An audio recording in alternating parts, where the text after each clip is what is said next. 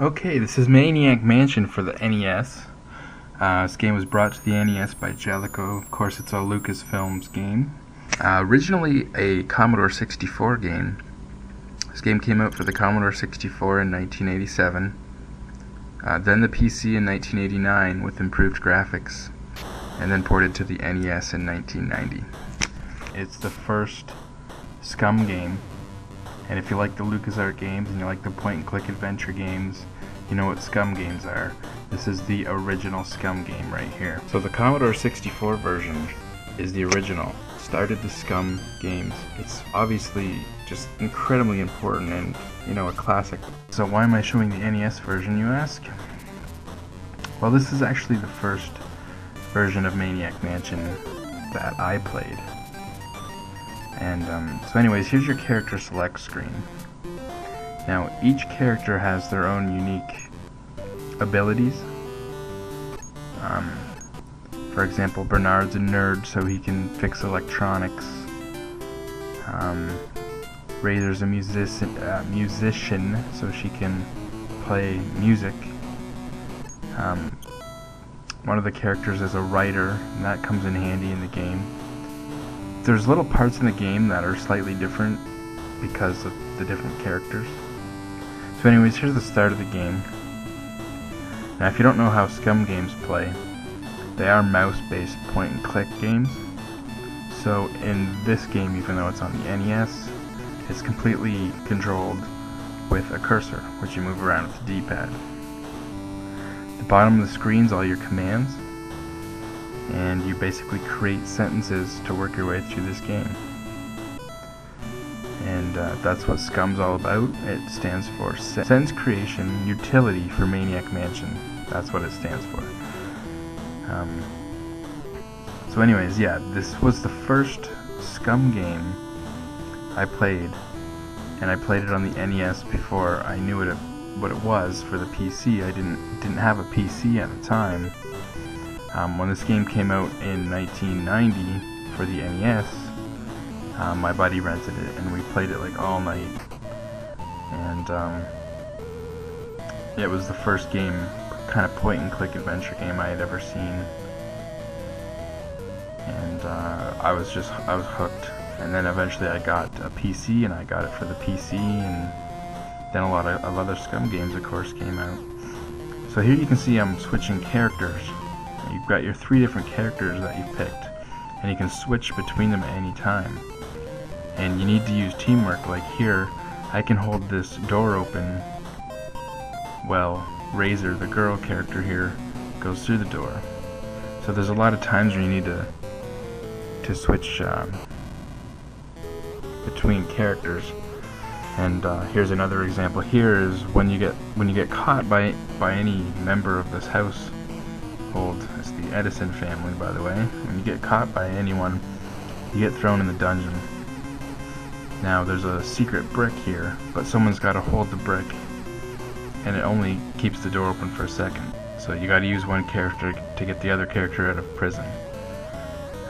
Here's just a random story cutscene. There's a lot of little cutscenes in this game that just kind of come in randomly,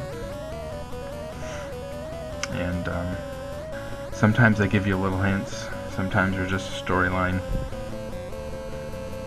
And there's a lot of things you can do in this game. There's a lot of kind of extra things you can do in this game to help make it a little easier. And sometimes these little cutscenes, you know, sometimes they're hints, but mostly they're just storyline.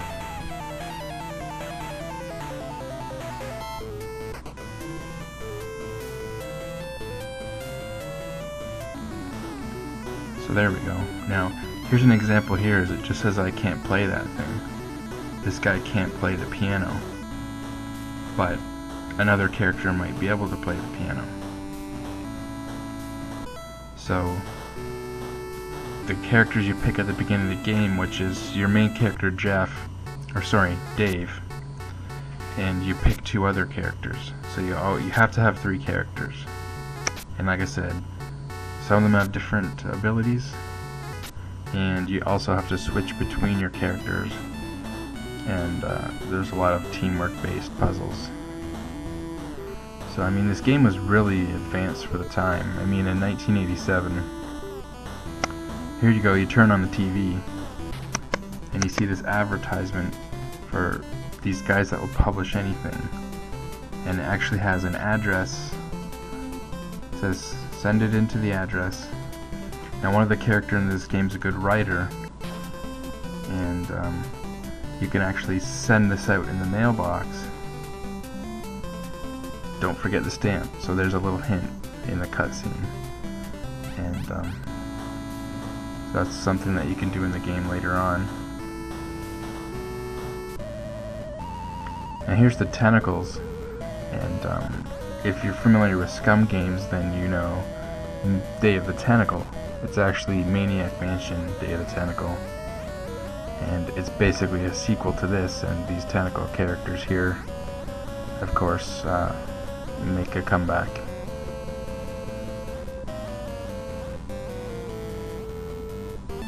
It's funny because you find, there you can see an X-Wing. If you look on the roof, that's a hint that this is a LucasArts game. And here we see Bernard. He can take the tube out of the radio. Now once again, only Bernard can do this.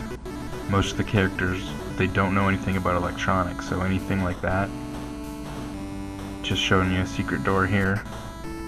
He needs the paint, the paint remover on the freshly painted wall, and it reveals a door that's been painted over. And of course, here's another cutscene.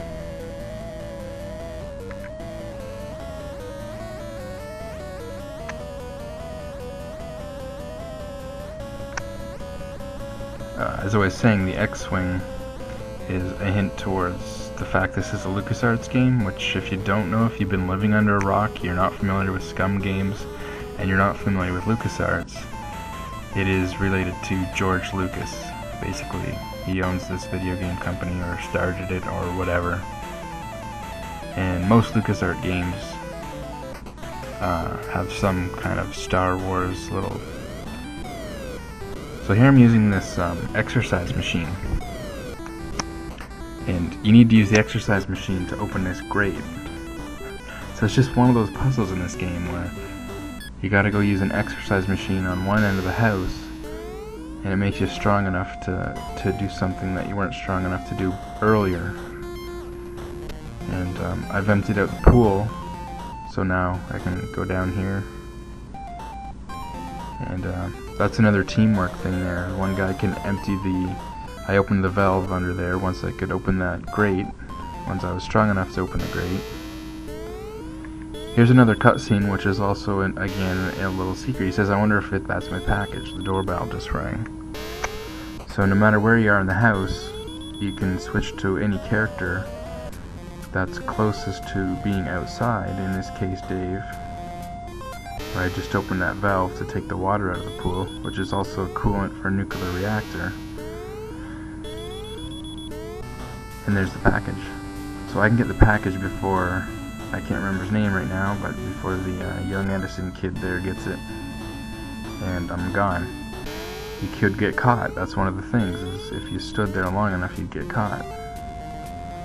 But that cutscene was a hint that there's going to be a package out there. And here he is looking for it.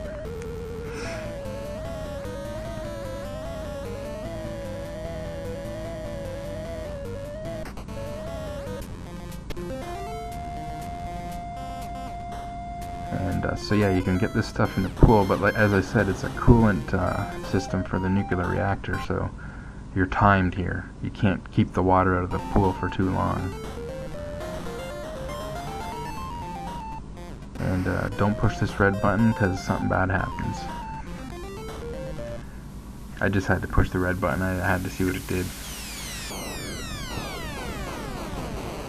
Boom, game over. But of course it's a LucasArts game, so you're just gonna continue. LucasArts games you never really die in. You just get stuck figuring out puzzles, but you never really die and have to start over. So that's cool.